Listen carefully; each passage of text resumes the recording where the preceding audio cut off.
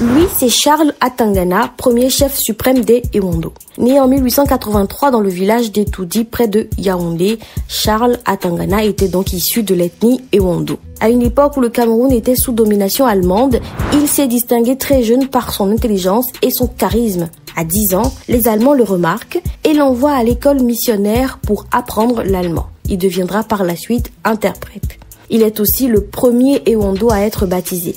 En 1914, il est nommé chef suprême des Ewondo et des Beneux. Mais attention, son rôle ne se limitait pas à diriger son peuple. Charles Atangana a collaboré avec les Allemands pour moderniser l'administration locale tout en protégeant les intérêts de sa communauté. Un équilibre délicat pour un leader sous colonisation.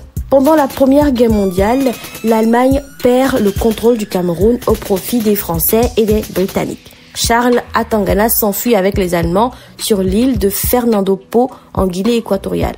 De retour à Yaoundé, il sera emprisonné par les Français. Mais il retrouvera son poste de chef supérieur en 1921.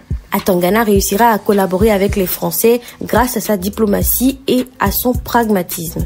Charles Atangana avait une vision claire. Il voulait moderniser la société camerounaise tout en préservant les traditions. Il a soutenu l'éducation, le développement agricole et même l'introduction du christianisme parmi les Ewondo. Mais il a aussi utilisé son influence pour résister discrètement à certaines politiques coloniales trop oppressives. Il meurt en 1943, mais son impact reste énorme. Il est considéré comme l'un des premiers grands médiateurs entre l'Afrique traditionnelle et les puissances coloniales. Aujourd'hui, il est souvent décrit comme un pionnier du leadership camerounais, un homme qui a su s'adapter sans jamais renier ses racines.